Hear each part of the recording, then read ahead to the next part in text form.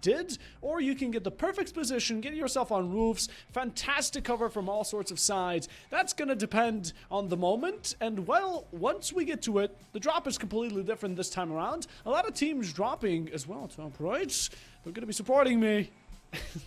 They're going to be going to your drop spot, of course. But Yay. of course, yay, we get some familiar. But we're going to, of course, see a load of people drop at school, drop at Boatyard, Pachinki, definitely some common hot drop areas. I'm trying to see, a few teams will try and go south, and maybe a couple will want to go to the ferry port or Promisco. That's also another area. You could see maybe one or two go to that military island, play the risk onto that very south side. But just going off the theme and the way I've seen things go, 9 out of 10, this zone will be more, a much more nicer and play central, maybe with a river in the middle. Just maybe. AMW here, gonna have a first early look at them. Now, like earlier, imagine since 55 Esports had such a fantastic performance, once teams do actually find out about their position, it could be putting a bit of a target on their back for others to try and take them out so they don't get too large of a lead going into map number 2 like they did in the prior. We're gonna have to let time tell, as currently everyone's just nicely and calmly preparing to see where they can find themselves in. Yeah, AMW got themselves 1 point in this entire series so far. The one kill that is keeping them off the bottom, so they're looking to switch things up. Of course, being match 2, it is, you know, we start to see teams do a bit better. They've learned, they understand the scenario and the environment that they're playing in, so they can prepare in better ways. They can plan to counter accordingly. So that is critical, but more critically, again, where is this zone landing? Because I believe this is a very eastern position that AWM have put themselves in. They're halfway away from zone, so I feel we have gone west this time. Just a bit. We'll have to see. Still trying to keep our eyes on to Affen here. The Eucalyptus, or Eucalypto, earlier did have a bit of a bad fate on the battlefield. I can remember he was also a victim of a drive-by, if I do remember so correctly. A second one, not the first one, that brought down 2 players. And the zone here seems to be a lot more centered and a lot more focused, pivoting towards those major points of area. You still got this 50-50 that comes in through the water. That river is going to create a little bit of chaos. So we see this team in red, SAG, AMW, to go and possibly take up this northern position. We're going to see a lot of players try and play by this coast. Meanwhile, the rest that are on the southern part of the island, they're going to take this risk. They're going to try and centralize themselves, but 9 times out of 10, they know that just from this positioning and the percentage chance, it's probably going to go south. However, the Albanian squad above the Eagles, they're looking at this northern point. They're going to try and get to this road just on this southern part of the northern riverbank. And they want to capitalize on that position, because if there has to be any crosses, if this zone does go north, they could take advantage. They can really start to pressure and chokehold anybody that comes through. A bit of a crash here. Seems like Hisense is having difficulties with driving around, but seems like they found their stoppage now. Like you mentioned, a lot of teams. Yes. I feel like that's like my driving on PUBG. It's absolutely terrible. And okay. Okay. Thank God you didn't say in real life. I was a bit. Saying in PUBG really did make it a bit better. I bent my car 5 times in a ditch. You know what? There's probably drivers out there who do drive the same way people do in PUBG. Yeah, probably. Just like this. I mean, Inkzek comes in, a bit of bumper cars into between each other just to put in some extra effort. But this is Team Mira, earlier thought to be a very good and a very threatening team, now being in a very early, probably the first actual team fight we get to see, and 3 of them have already faced difficulties. That's a lot to lose here for Team Mira. Maestro's also having a bit of a bout with dragons in the meanwhile, and Nextway here with a very good beginning. This is a huge start. Of course, Mira and Ineox know each other well. They scrimmage against each other so often, again, in those North American and South American servers that they play in. And I tell you what, they're coming out guns blazing. And when they see each other, it's that look of, hey, we know your strategy. We know how to do this. And in doing so, Mira, this time, taken out early. Ineox staying for the later game. Oh, the high ground from 1453 is definitely remarkable. They've taken it as fast as they could. They're looking for opportunities. They have the gun to fit, so some could say.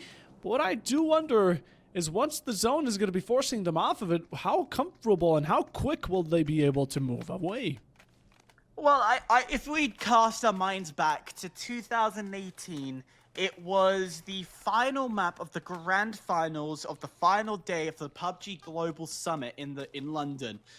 Many teams had to fight on this mountain. Many teams did have to play off it. And 9 times out of 10, the best strategy to get up here is to play it silent, is to run your way across. And the same way of getting down, slowly run your way down because there's a lot of crevices, there's a lot of ridges that you could hide inside. So realistically, this Turkish squad are happy. They're going to be happy with this position and say thank you. We've got the height here and we can play off it better than you can.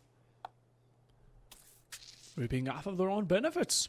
They got up here first, and, well, first one to come around, that's the one to be served. 1453 again, taking it along. They have the scopes as well to back it up, of course. You probably wouldn't be coming up here with a shotgun or an SMG of the sorts to try and take long-range battles. You'd be looking pretty dumb if you did, but nope, they don't show to be so. And right now, they're just going to be sitting comfortably on the mountainside. You'd be surprised about the number of lower level teams such as this event. Of course, as a reminder for everybody here, this is a community based event, so we're looking at roughly tier 2 and below level teams. You'd be surprised the number of people who would probably bring a shotgun or a Panzer up to the top of that mountain and go for it. What do you do when you reach the top? You just think to yourself, huh, I got a Panzerfaust and a shotgun, what now? You just wait for a car to come by, and you just fire away, bombs away. Or, oh no, even better, mortar. Bring a mortar on top of there. You screwed everyone else up there. Clearly the best idea when going on to the mountain. Bring a mortar. You need one of those tactical kits and just stuff the mortar in there. Or, no, you can carry a mortar on your backpack, but you would lose so much utility. Yes, so yes. You won't see any of these crazy strategies that we're suggesting. But the thing about this lower level teams is going off meta sometimes is the way to really get some upsets. And again, when I was doing some work with some of the pros, we had a few tier 4 teams in the same lobby for their scrims, and they were one team. I'm trying to remember the name of the team, but they came up, and I think we counted 15 Panzerfausts that were used by them alone in the entire 6 maps that we saw. That is dedication. They did take out a tier 1 team. And talking about taking it out, Mangoes. That's a free kill indeed. That it is. Just dropping one. They tried to drive quickly, and that's where they ended up going a bit too fast for themselves. Mango's there with the opening kill. Not a single player to be lost. Not a lot of players were lost in the beginning, and not just yet, but as phase 1 is slowly closing down here, I mean, a lot of people are starting to set into these comfortable zones to just nicely wait for others to arrive. This is also another thing as well. Look at you have to remember about the water and the river that was there. We're seeing Mangoes play that bridge camp. They're playing themselves in a position where you're not allowing anybody to go and push through. And the Phoenix took the most damage. They definitely took the biggest hit. And now They're clown carning. They're in a clown car. What? Oh, my brain. I've been subjected to too much professional work that this hurts my brain. It's too high leveled for us too clearly.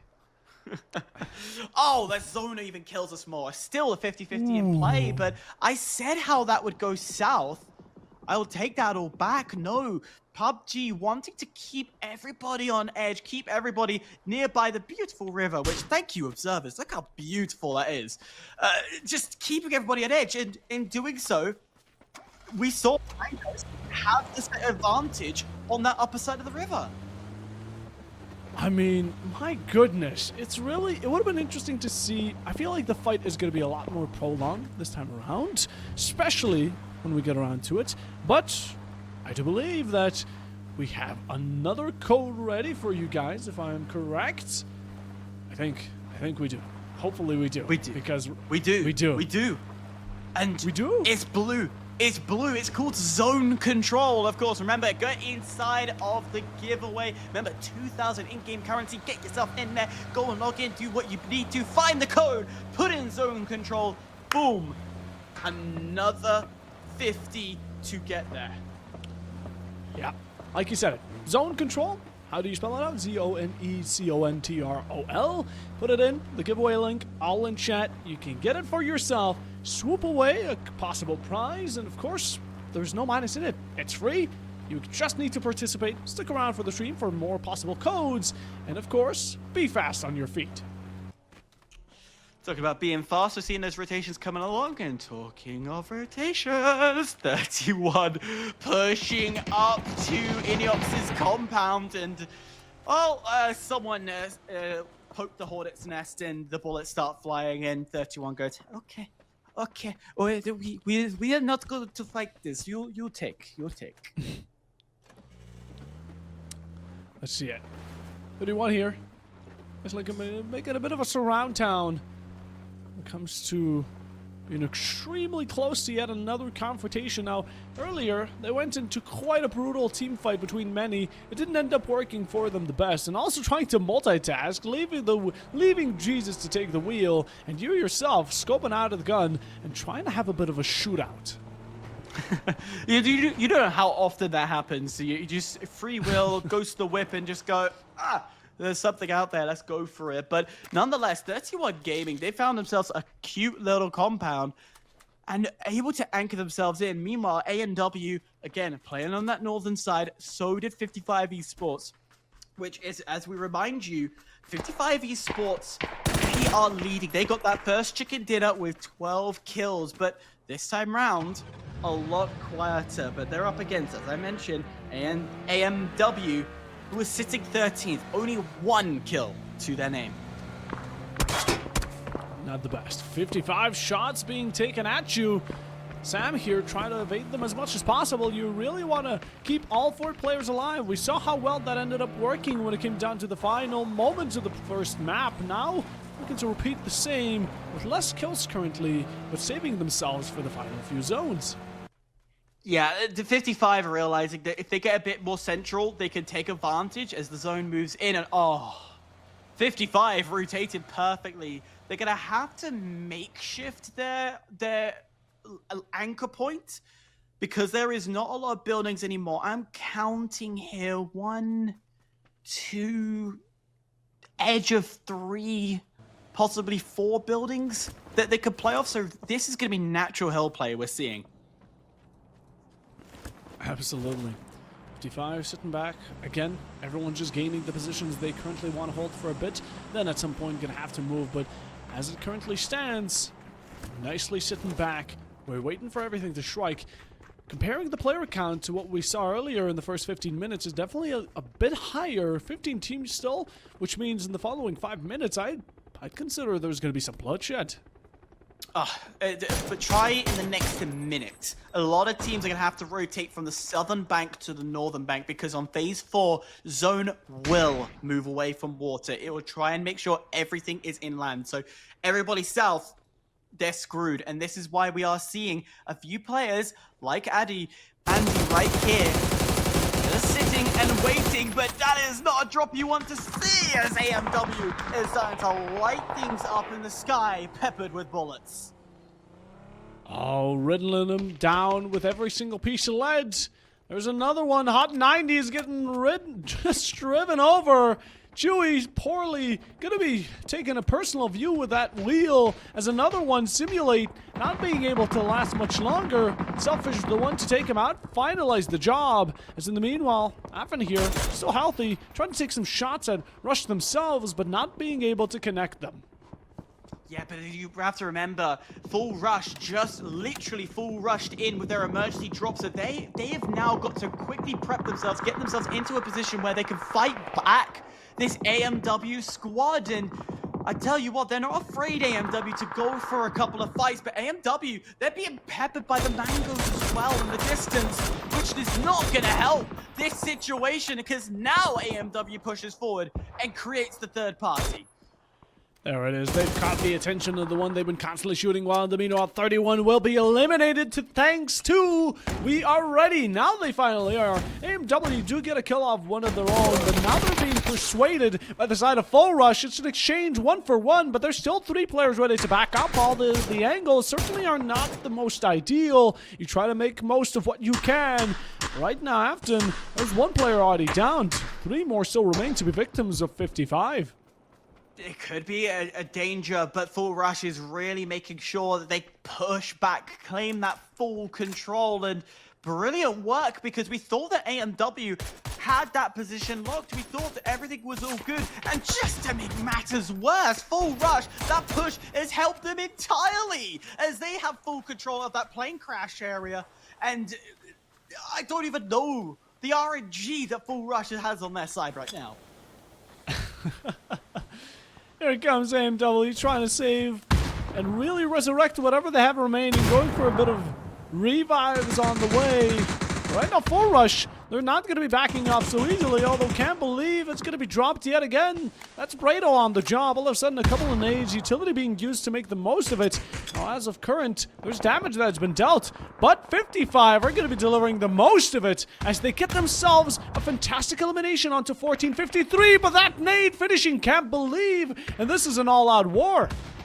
It is an all-out war, and Full Rush know they have to get rid of AMW now just for their security at this point. They've lost Can't Believe, but they also know they have taken away one of the AMW members. So it's a 3v3 fight in their knowledge, but the question is where?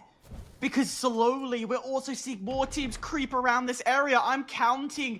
That is, I think, We Are Ready on the outside. I'm seeing a yellow squad also starting to push in. It looks to be I think it's the Eagles starting to push in. Everybody is caving in, and AMW are being pinched all the way through. They started this fight, but they sure as hell will not be the ones to finish it. Although they're still giving it their best attempt. We do have one of the downs from Bradle. There's a finish shot to one of the players from Dragons, as 55 are also looking to finish what they started themselves, but We Are Ready coming out. That's one finish. A Full Rush joining in just to make sure it's going to be that much more pressure onto the wound. And there's 2 players, 3 for Full Rush, all still trying to survive since they're caught in the crossfire too, but the Hot 90s eliminated thanks to Balkan Eagles.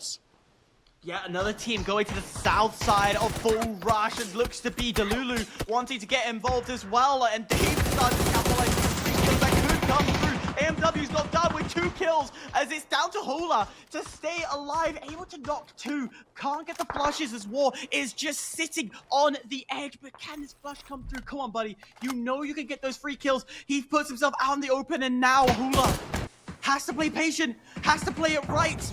Meanwhile, We Are Ready eliminated. Hula's done it, bringing 4 kills to their squad. Now we have the Dragons starting to push up as well. Oh, certainly not the best. Full Rush, one of your players down here. Zetch and Jobs going to need to be the only ones to stand against him. They get 1 from Delulu, and the extra to be low, and that's a double down. Looking for extra trouble. The final player of them trying to make sure that it isn't all for nada, but I don't think that's going to be as possible. Trying to finish the job, that's going to be one. A second one to be attempted, but you need to check your right as he's starting to close in to try and save his teammates or maybe save his team from being fully eradicated.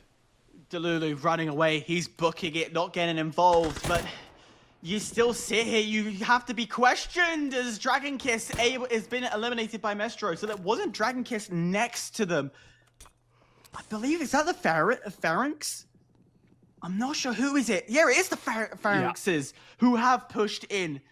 And they're looking for any scraps, any opportunity to sneak away some kills. But it's happened once. Holu has been able to fend off an entire squad alone. But can he do it once again? That's the dream. Let's talk reality here. Maestros have been having a bit of a bout themselves between themselves and Mangoes, who have been putting in the work to try and down them. A lot of red to be displayed on screen. More damage between the few, but Maestros eliminated for the Mangoes. Get rid of them once and for all. That's 5 kills. Great points, but 2 players to remain. I don't know how good is this going to be in the long run. It's not going to help indeed, and you're going to have to carry your body. Yeah, that zone, and especially a phase 5 zone, will quickly eliminate everybody. But as it starts to creep in, look, there is some hills. There is some hills these guys can play off, and Hula is still trying to stay alive. Mad credit to Hula. I genuinely do not know what to say, but that is a huge comeback from the squad. Ooh. Finally, after such a prolonged battle, AW have taken it away. Falcons as well taking a heavy blow to their player lineup. 55 with 6 kills already, and they haven't lost an arm. They haven't lost a leg. What have they lost? Absolutely nothing. They've been winning this entire time, and they're looking to continue doing so. While Full Rush shooting Dr. Lu, that's 1 for them, and meanwhile, another contention as Balkan keep on catching strays and now eliminated as the number 6 spot team. There's a bit of non-stop of action as this zone is just forcing players into each other. The Phoenixes are now going to have to face the force of Full Rush, who has been the survival kings of this situation, pressed by 4-5 different teams. And now they're going for yet another fight as that nade doesn't land where it needs to, but it's definitely doing damage as they are keeping the Pharynxes inside the zone. Oh, that's a shot from Smiley that was not expected. Jobs gonna need to apply to some, because currently you're down on the ground, bleeding out. Soka taking a bit of damage from behind the tree line. Cinnamon does finally put an end to him, but you still need to get your teammate up. And 2 are starting to approach you as we have gotten a killing spree.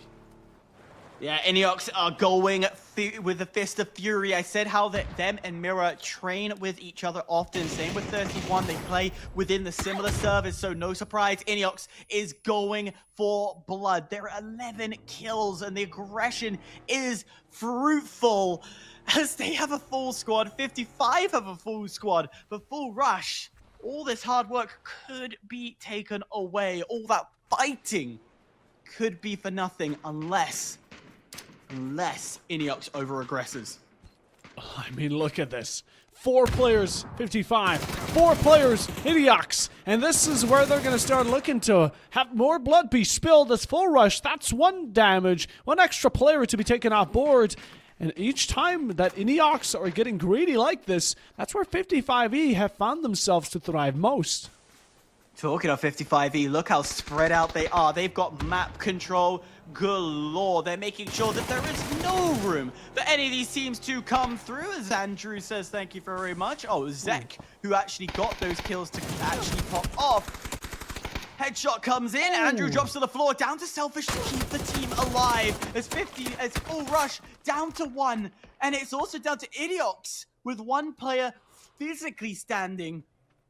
What can happen here? As this is just handed yet 55 Esports another easy victory situation. Oh, look at Psychog. He's right next to them. He takes the shots and Idiox eliminated. 4 against 1. It's a repeat of the previous map, and Delulu here is the final one to stand. The second he shoots his shot, they're all going to start crunching in on him, trying to take him out as fastly as they can, and I imagine the velocity just keeps on picking up for 55 Esports.